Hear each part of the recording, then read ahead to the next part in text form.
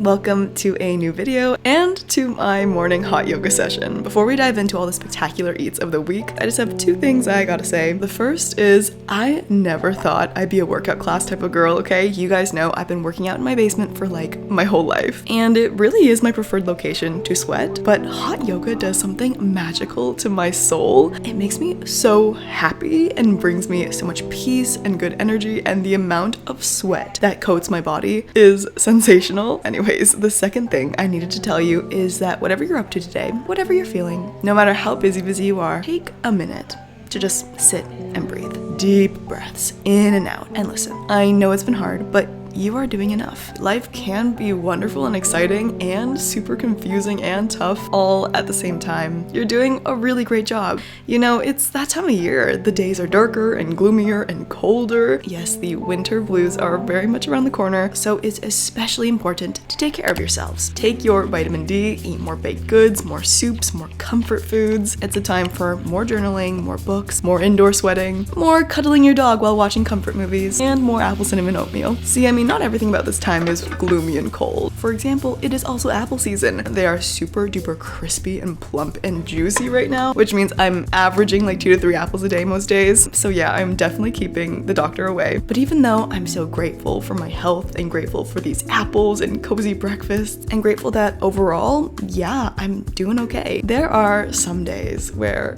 it's all just really hard. It feels like there are 1,000 tabs open in my brain all at once. I feel like I'm just not doing enough. I'm not grateful enough, and that everything that I am doing, I'm doing it all wrong. And some people may hear this and think, why is she complaining so much? Why is she spreading so much negativity and filming these upsetting moments? But I think that's what the online world needs more of. Real people, real emotions, real life. It's not a secret that not everyone has it all together like it seems, that our lives don't actually look anything like our Instagram feeds because no one posts their worst moments. It's not a secret, but we forget it because we don't see the behind the scenes. We can never really know what's going on in people's minds and people's lives. So I think it's safe to say you are doing way better than you think, and it's not bad to feel bad or sad or overwhelmed, directionless, frustrated, stuck. Usually it's a sign that something needs to change or that things are already changing. A sign that your mind or body is resisting, that maybe you need to treat yourself a little bit better. It's just part of that messy process of growing and becoming. So how am I actually doing? I'm good. I'm grateful. Pumpkin bread is the highlight of my day. I laugh and smile. Maybe not as much as I'd like to. And it's a mental battle every day to convince myself to go to school. Sometimes the pressure I put on myself feels unbearably heavy. I am trying to actively show up for myself. Like, I drink warm water to soothe my anxiety. I write to-do lists to manage my stress. I try my best to respond to my texts, but usually I reply a week later. And I try to acknowledge I've come so freaking far mental health-wise, happiness-wise, inner peace-wise. But sometimes very basic, everyday things are impossibly difficult for me. Talking, caring, existing, gathering enough energy to do things for others, because I feel like I've already spent most of it trying to be somewhat less mean to myself. And I'm not gonna lie, I've invested so much time and effort into taking care of myself to feel better. So on the days I still feel like poo, I get a little frustrated with myself. Like, I want to live in the moment, but I find it so difficult to stop worrying about the future. I know I should try to see the bigger picture, but the smallest things still stress me out. I have so much love to give, yet I choose to isolate myself. I want myself to be happy, yet there's something inside me that thinks I don't deserve it. I feel like I've figured out some stuff, you know? And then I realize I still have no idea what I'm doing with my life. Yeah, I do have a weird little brain, and I love her, I do, very much. But sometimes I just want to punch her in the face. Someday, when you're old and married and looking back and thinking about boxes, which is good because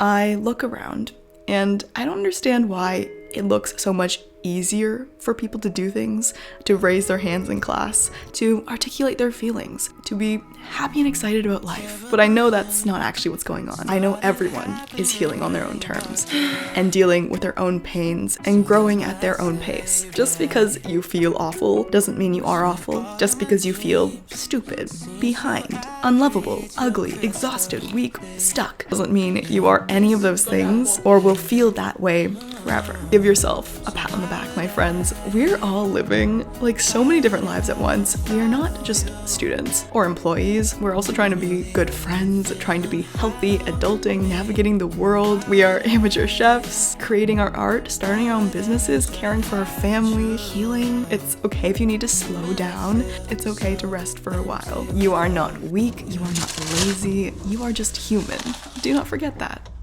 Sometimes after an unusually long day of work or school and my brain has turned into literal mush, sometimes, yes, ordering takeout is totally the right move. Honestly, other days, nothing sounds more appealing than cooking myself a beautiful, nourishing, soul-warming dinner while playing Netflix in the background and leaving the entire day I just had behind me. Pasta was definitely what my body needed today, and I'm particularly excited about this pasta because I'm trying this carbe diem pasta today for the first time. I thought it was super cool. It's 100% wheat-based pasta with like a ton more fiber and fewer net carbs. And you guys know I'm a passionate carb lover. It's my favorite food group after peanut butter. But I also love trying more nutrient-dense options because if it tastes good and it's giving my body some extra love and goodness, it's just a win-win-win for everyone. This pasta has 24 grams of fiber per serving compared to the 3 grams of fiber in normal pasta. And I paired my carbe diem pasta with this roasted red pepper tomato pasta sauce I saw on Instagram. And remember, this pasta is not like a guilt-free option because we should have absolutely zero guilt when it comes to eating any pasta because guilt is not an ingredient. 尝出来这个 pasta 有什么不一样吗？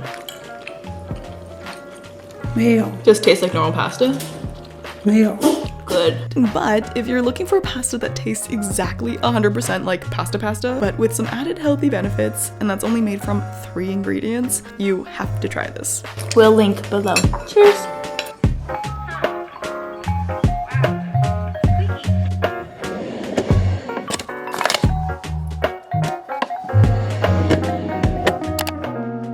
Thanksgiving is so funny for my family because eating a huge turkey for a holiday is just not something my parents did, but it's such a huge thing here in North America. So over the years, I kind of felt left out from the turkey gang. So we began learning how to turkey it up too. And I think over the years, we've all learned to love Turkey Day. I mean, what's not to love about a buttery turkey stuffed with super flavorful stuffing topped with decadent gravy? This year, I also tried making cranberry sauce for the first time, and it really levels up the turkey game because now you got like this sweet and savory thing going on. And we also did bacon maple Brussels sprouts, and this bacon gets all caramelized, and the Brussels are charred and sweet and smoky. My brother also requested a bean casserole, so I delivered. And of course, we always have to have some type of potato. Can I have some turkey, please? We bought a pre-stuffed turkey this year by accident, and I'm completely team stuffing all the way. I think stuffing is one of the highlights of Thanksgiving. But this turkey, guys, Stuffing? So much stuffing. Oh my god. Oh my god. It's never ending. Oh my god. Dude, holy crap. but I'm not complaining. I did end up eating half of it all by myself. Milo, are you ready for Thanksgiving?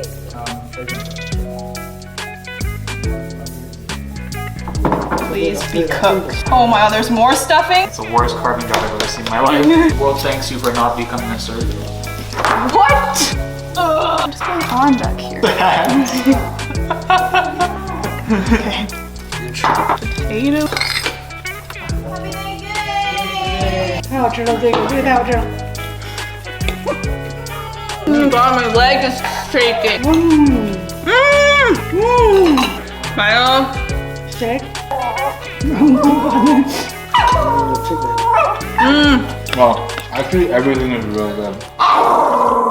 How are we ever supposed to eat all of this? And Thanksgiving is always the perfect excuse to make one of my favorite desserts of all time, the apple crisp. Oh my god, I cannot explain what these apples do to me, guys. Absolute gorgeousness. And it's the only time ever where I actually prefer plain classic old-fashioned vanilla ice cream over my peanut butter chocolate swirled brownie cookie dough 5,000 mix-ins Ben & Jerry's ice creams. Let's go! Okay, go. Wow. Cheers.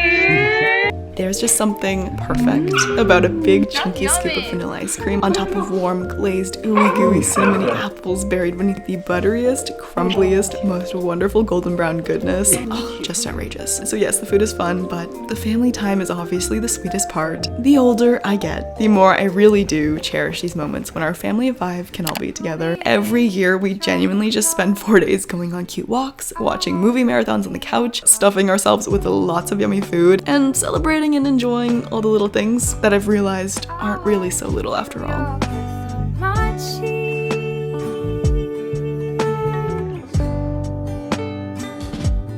This long weekend gave me lots of time to devour the rest of this turkey, plus all this gratitude in the air gave me a chance to kind of reflect and reminisce on this year a little bit. I am bursting at the seams with gratitude. It would take 3 hours to list all the things, the people, the opportunities, the healing, the health, the travels, the food. Oh my goodness, so much food that very much changed my life this year. I'm so grateful for the amazing souls that have guided me and taught me and healed me unknowingly, like the yoga instructors, the kind strangers, the content creators, and as expected, I am so grateful for my family, as in my family and my online family. So thankful for the books that I could escape into for days at a time, the messages and texts and DMs that seriously saved me in ways I can't begin to explain. So many things are on my gratitude list, but when you're making your list this year, I don't want you to forget yourself. It's really normal to take a lot of things for granted in our day-to-day lives because we're just juggling a lot of stuff. But we tend to take ourselves for granted too often and forget that we owe ourselves a huge hug and a big fat kiss. You may not have been able to do it alone. You may have needed help and support and reassurance. Stuffing tastes even better today. You might not even see it, but you did it. You showed up for you. You are the light. Like, holy crap, this is not a walk in the park. You've worked so hard, and you should be immensely proud and grateful for yourself. So you drink unsweetened cinnamon white soy lattes? I do. It's that Christmas. I'll have these like random moments some days where I'll react to something without overreacting, or think something positive and kind about myself instead of something degrading, or eat something simply because I want to. And it's one of those moments where I'm like, wow, past me would never have taken care of me like present me is. And it's in these moments that you can actually see and feel yourself changing into a better version of yourself. And it's reassuring, you know, like the hard work actually paid off. The therapy and journaling, the time off, the meals, the inner work, it's working. Like, I canceled a workout when I was feeling tired, did less work to spend more time with family. 饼好吃吗？特别咸。 Instead of getting worked up and angry and stressed when I get bad news or something derails my plans, I've learned to breathe and kind of just go with the flow.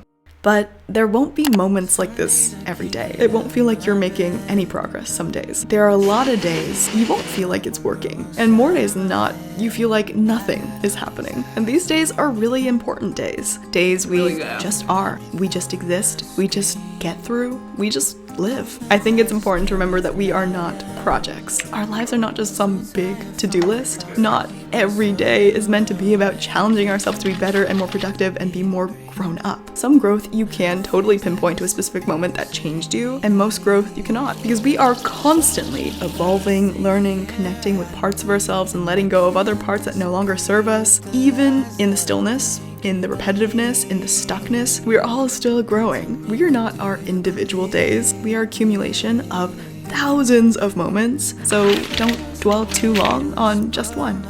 Listen to me for a second. Do not focus on the stunning pumpkin loaf with brown butter crumble. Actually, no, please do admire it for a second because it's kind of a masterpiece. Wow, so moist. I can like taste it through the screen. Okay, come back. Now, just listen. You do not always need to give it your 100%. You really don't. And it's unfair to yourself to expect that of yourself. There are days when you can only give 80% or 50% or heck 10%, and that is okay. But on the days you just don't have as much in you to give as you usually do, but you still give everything you have, that is still giving it your all. Only skimming one page, only doing half the workout, only solving one equation. Because if that's all you got, that is still giving it 100% of what you have. And even if on some days you just don't want to try as hard and you want to only give 30% because you gave a little bit too much yesterday, or so that you have more energy to give tomorrow, so that you have more to give back to yourself, I hope you know that that is okay. That is self-care. That is all you need to give.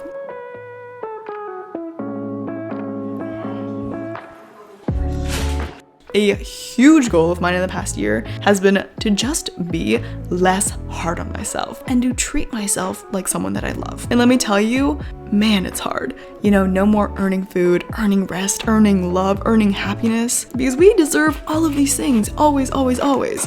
It's just very clear to me that I'm still really hard on myself, because even when it comes to taking care of myself, I'm like, today you did a really shitty job of taking care of yourself, Linda. Be better, try harder, you're letting yourself down, which is incredibly rude to myself, and I apologize, but I think it's important to celebrate all the little and big ways you show up for yourself. First bread pudding of my life.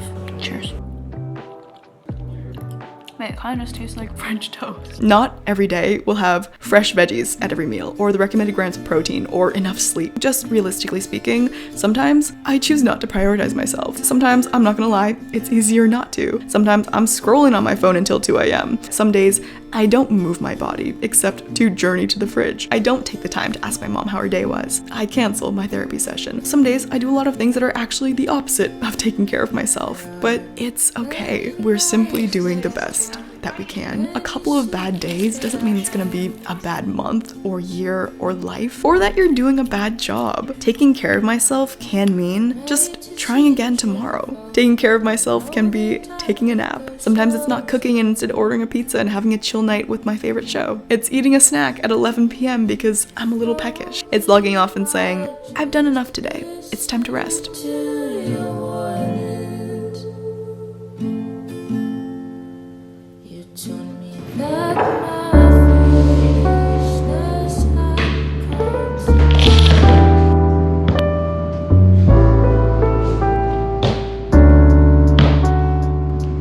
The way I define productivity is literally so different now. I feel like I just learned the word for the first time last week. Some days productivity for me looks like getting up early, exercising, actually washing my hair, eating a delicious fall breakfast, and grinding schoolwork and feeling good about it. Yeah, some days I am that version of productivity. And the only reason I'm able to do that is because more often than not, productivity for me looks like protecting my energy and well-being, which means not being at my computer, not working, it's resting, it's lying down all day, and really prioritizing the things that make me feel my best. Like when my goals in life were simply to complete task after task, make more money, do more things, be more busy, taking care of my mental and physical health was pointless to me. I'd feel guilty for doing things that made my soul happy. I wasn't important, what I did was. So doing things for myself wasn't productive. But when my goals really started focusing on being better to myself, when I started seeing a happier, more peaceful me as a better me,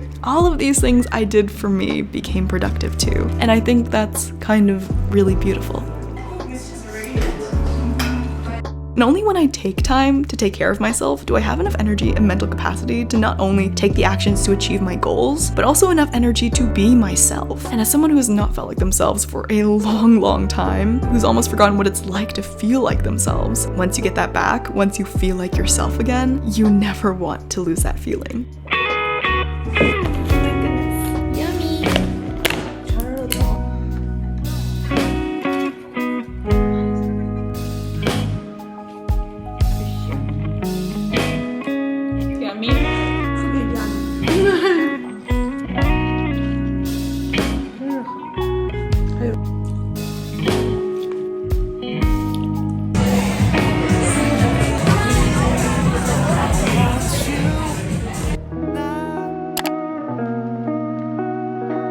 I am in a season of life right now, in school/prison, where unfortunately I feel like I haven't felt like myself for a couple of months. My energy is being spent doing a lot more things in a day that suck the life out of me instead of make me feel alive, and I'm trying my best to sprinkle in moments of joy and fun and peace. But I also know and remind myself often that this is only one season of my life. I'm not gonna feel this way forever. Oh my god, imagine how hard this is. Tail muscle. I'm a firm believer that sometimes we have to do things that make us unhappy so that we can create more happiness for ourselves in the future. And all I can do right now is to try to find as much value out of this chapter as I can. Try to make it less miserable by reminding myself of the end goal, celebrating the little wins, looking forward to the weekends, and taking breaks and walks to look at the salmon. Space to sit down. Okay, we can share. Oh, she doesn't like that. Start with the sweets. Oh, of course. Why is my head so big? Cheers to you. Cheers to you. And cheers to you. Oh, wow. Wait, what is this? Chocolate. But what is the color? Why is it dark? Chocolate. Like a chocolate flour? I don't mean this. I mean... Oh. Chocolate flour. Damn.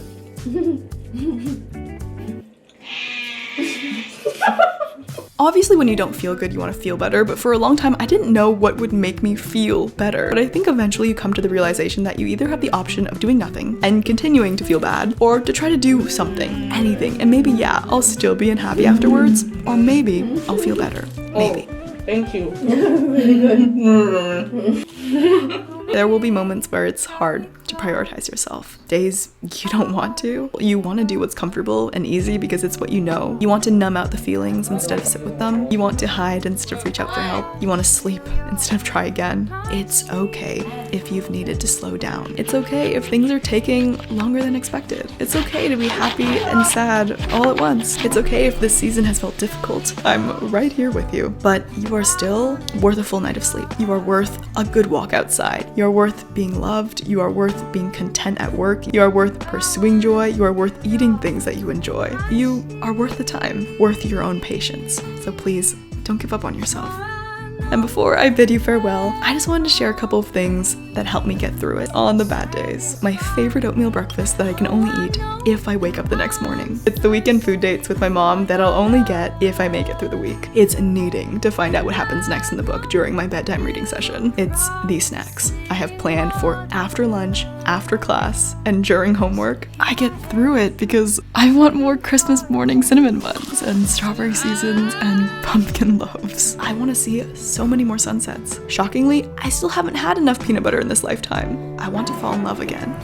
And again, and again, and again. I haven't eaten enough free samples at Costco. There are still so many more characters and stories and other worlds to fall in love with. Sometimes the only thing getting me through it is that hit of joy after my workouts. Those plans I made 2 weeks ago that I never want to go to, but always am so grateful I went afterwards. It's knowing that there's a pint of ice cream waiting for me at home, and a little fluffy dog. And like, I have thousands of desserts I still need to consume, trips to plan, movie marathons to watch. It really is one thing. One day, one peanut buttery oatmeal breakfast at a time. I repeat this list of things to myself, and that's how I get through it. Yes, a simple bowl of oatmeal can be a very, very powerful thing. There is a lot going on right now, so please be kind to yourself. You got this. I challenge you to do at least one thing that brings you joy this week and make it a priority. Thank you for being here. I love you so much. We'll eat together again very soon. Bye!